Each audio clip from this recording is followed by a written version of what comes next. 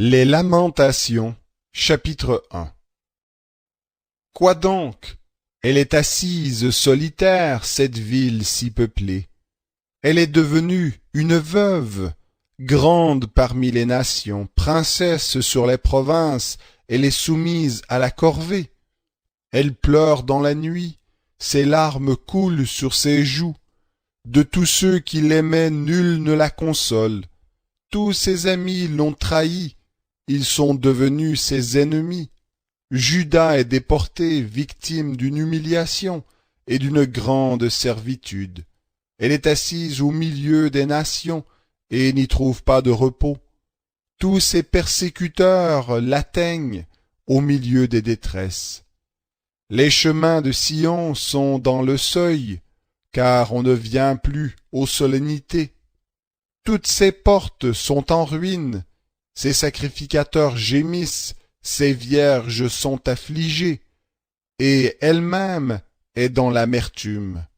Ses adversaires ont pris le dessus, ses ennemis sont tranquilles, car l'Éternel l'a affligée à cause de la multitude de ses crimes.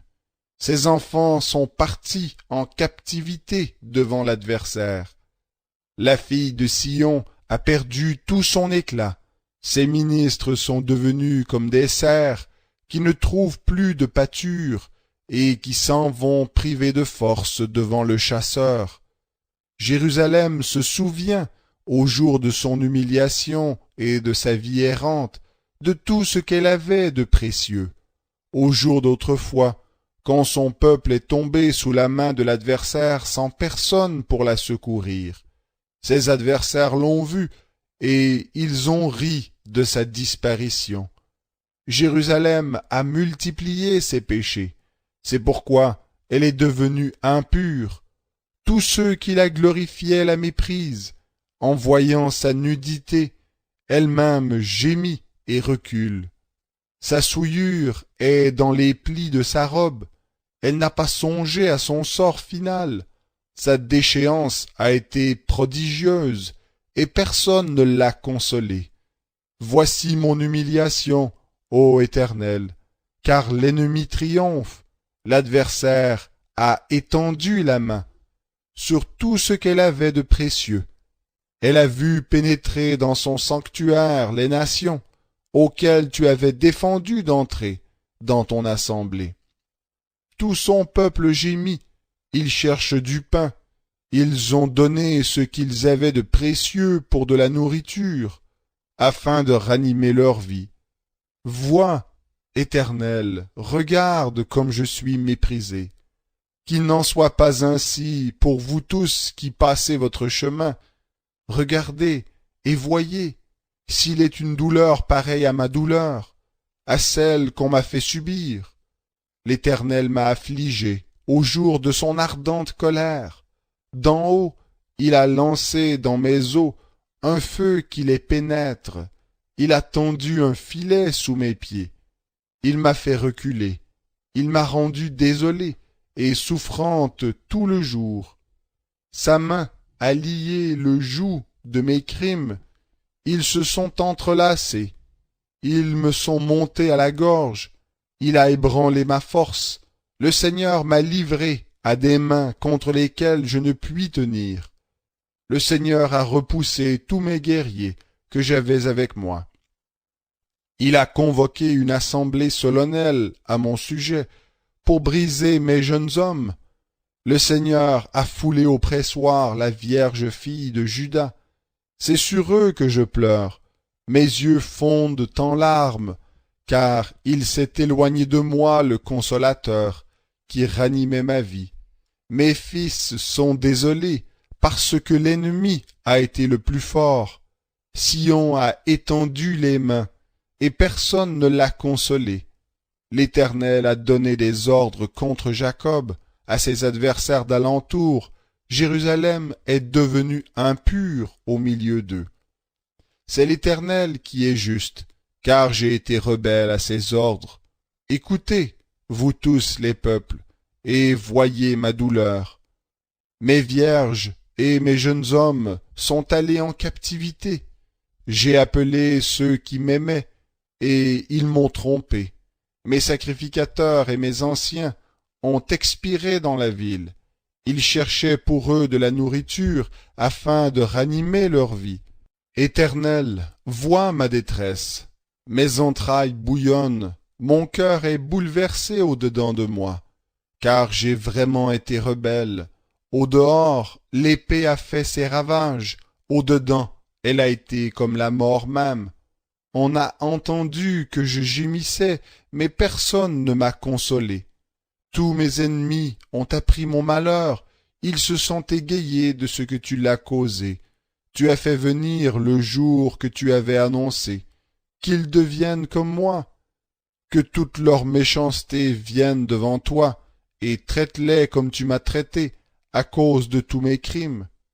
Car nombreux sont mes gémissements, et mon cœur est souffrant.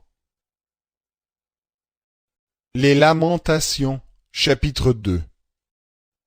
Quoi donc? Le Seigneur, dans sa colère, a couvert de nuages la fille de Sion. Il a précipité du ciel sur la terre la splendeur d'Israël. Il ne s'est pas souvenu de son marchepied au jour de sa colère.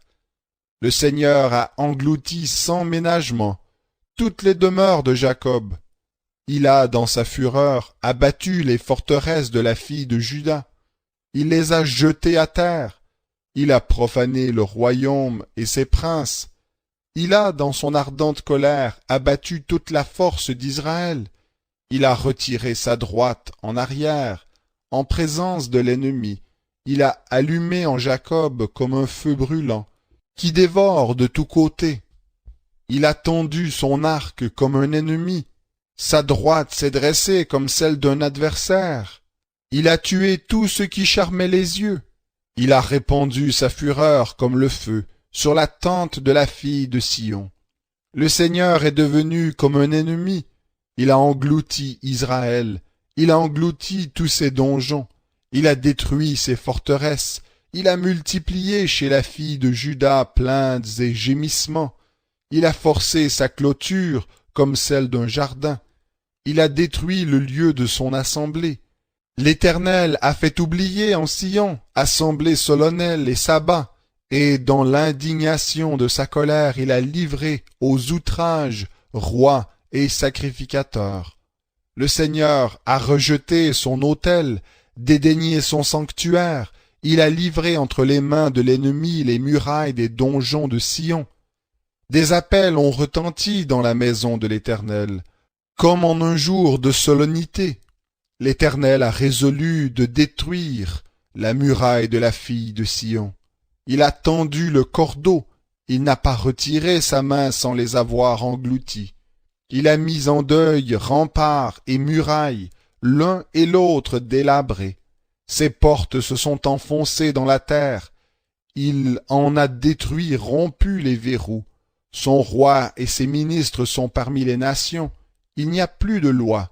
Même ses prophètes n'obtiennent plus de vision de la part de l'Éternel.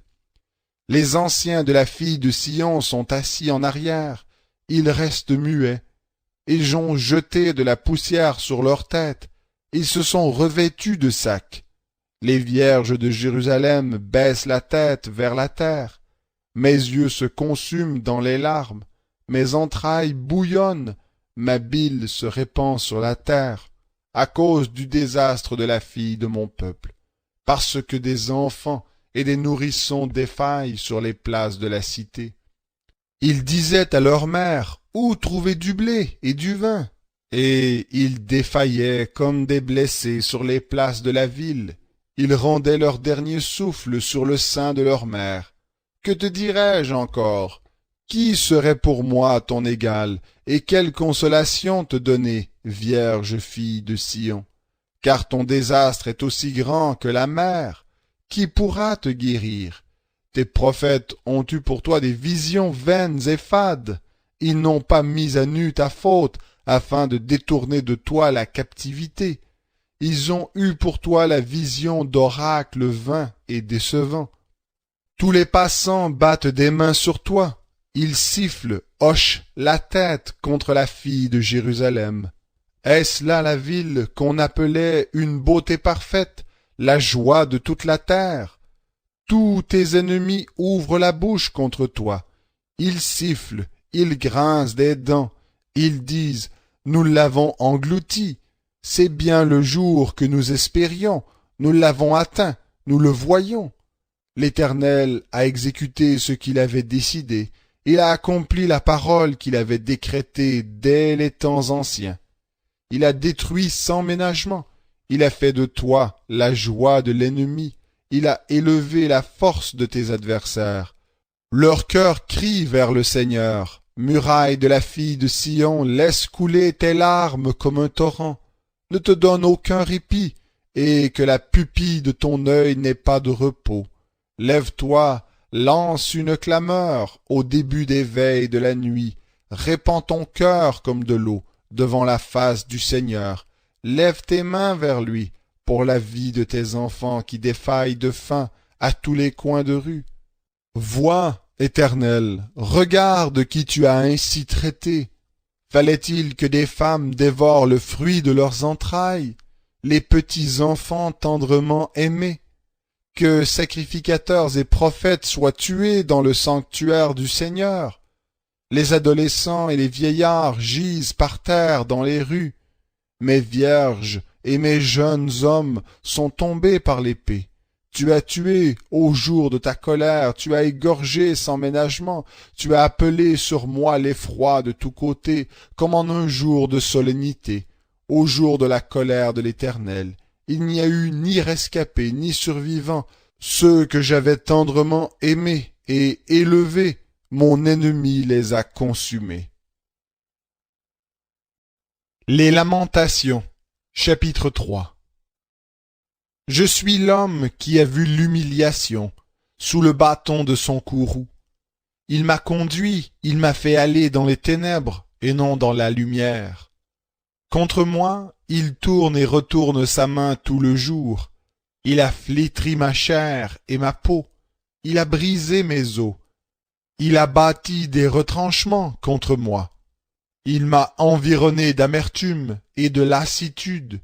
Il me fait habiter dans les ténèbres comme ceux qui sont morts dès longtemps. Il m'a emmuré pour que je ne sorte pas. Il a fait peser des chaînes sur moi. J'ai beau crier et appeler au secours, il ferme tout accès à ma prière. Il a muré mon chemin avec des pierres de taille. Il a fait dévier mes sentiers. Il a été pour moi un ours en embuscade, un lion dans un lieu caché. Il a détourné mes pas, il m'a déchiré, il m'a mis dans la désolation. Il a tendu son arc et m'a placé comme une cible pour sa flèche. Il a fait entrer dans mes reins les traits de son carquois. Je suis devenu la risée de tout mon peuple, tout le jour, l'objet de leurs chansons. Il m'a rassasié d'herbes amères, il m'a abreuvé d'absinthe, il m'a fait casser les dents sur du gravier. Il m'a enfoui dans la cendre. Tu m'as rejeté loin de la paix. J'ai oublié ce qu'est le bonheur, et j'ai dit, elle est perdue ma confiance, mon espérance en l'Éternel. Souviens-toi de mon humiliation et de ma vie errante, de l'absinthe et du poison. Mon âme s'en souvient bien. Elle est abattue au-dedans de moi. Voici ce que je veux repasser en mon cœur, ce pourquoi j'espère. C'est que la bienveillance de l'Éternel n'est pas épuisée, et que ses compassions ne sont pas à leur terme. Elles se renouvellent chaque matin. Grande est ta fidélité. L'Éternel est mon partage, dit mon âme. C'est pourquoi je veux m'attendre à lui. L'Éternel est bon pour qui espère en lui, pour celui qui le cherche. Il est bon d'attendre en silence le salut de l'Éternel.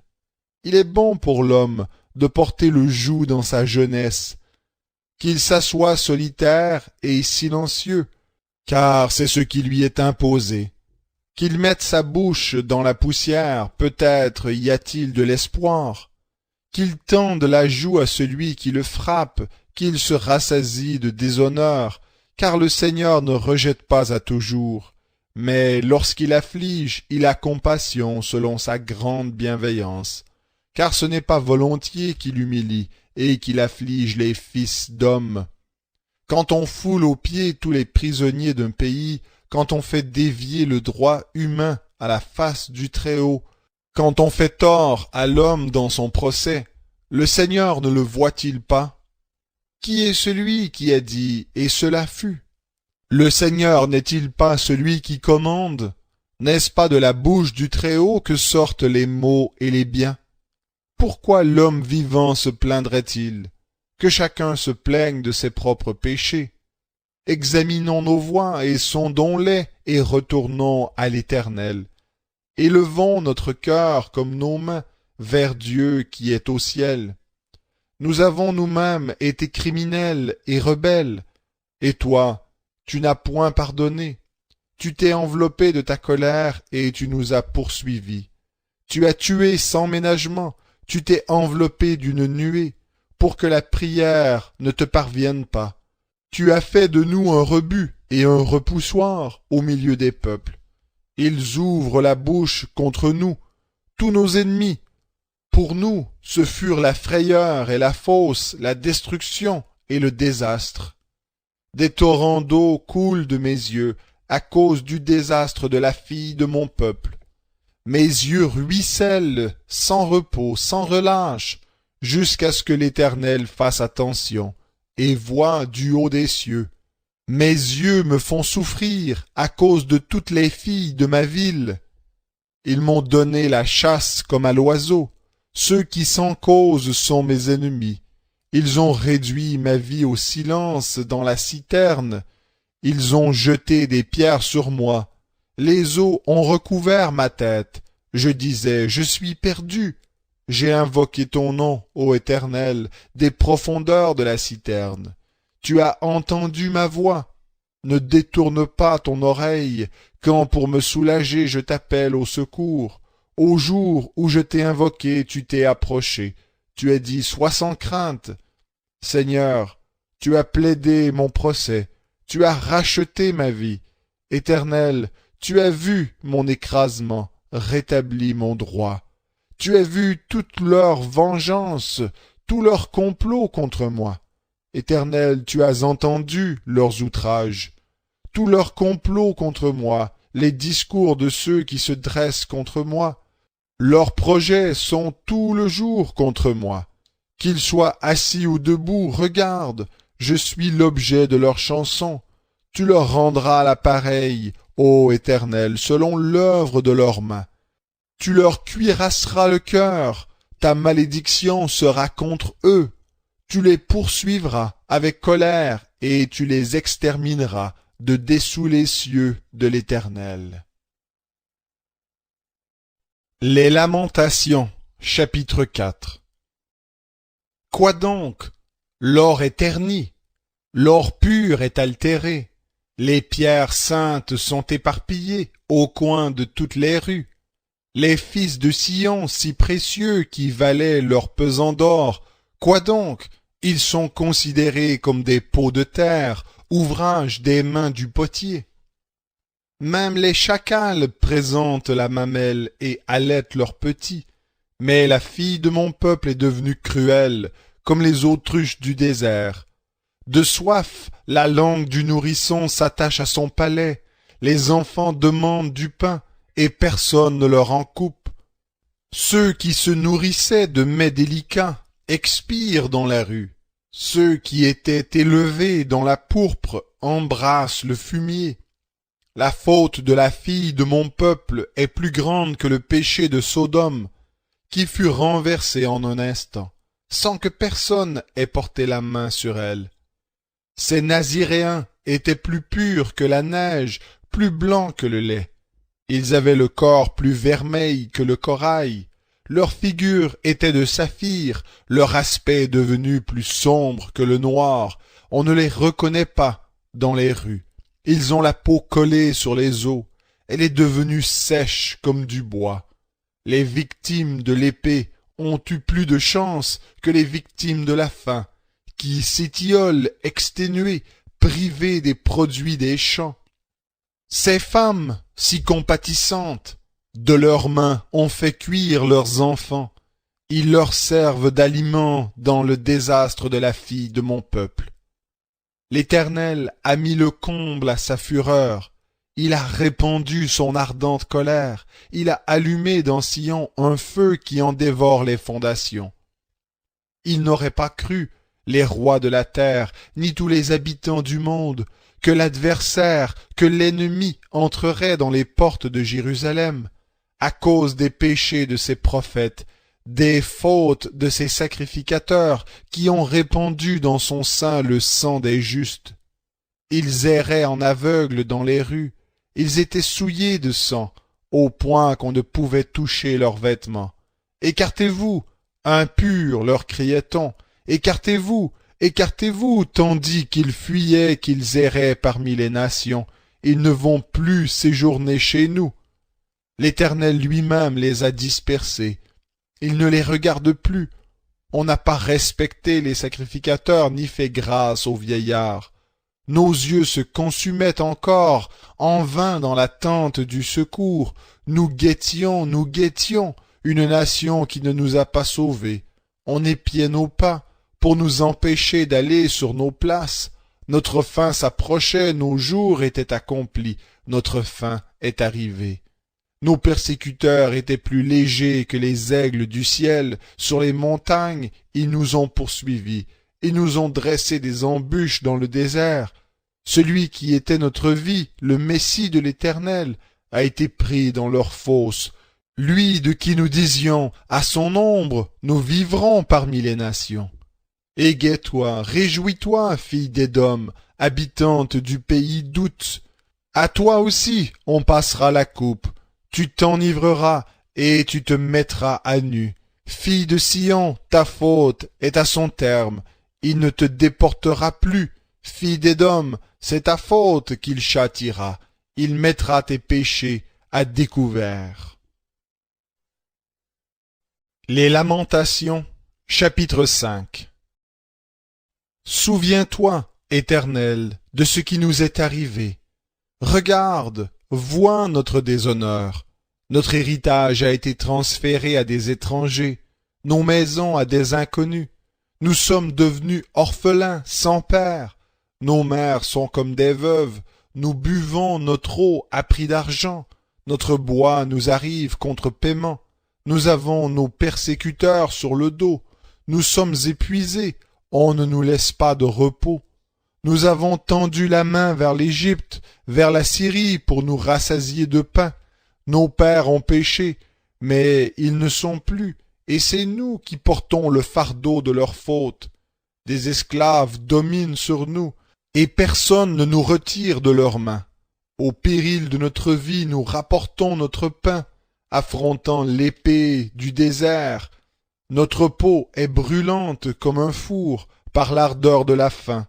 Ils ont violé des femmes dans Sion, des vierges dans les villes de Juda. Par leurs mains, des ministres ont été pendus. La personne des anciens n'a pas été respectée.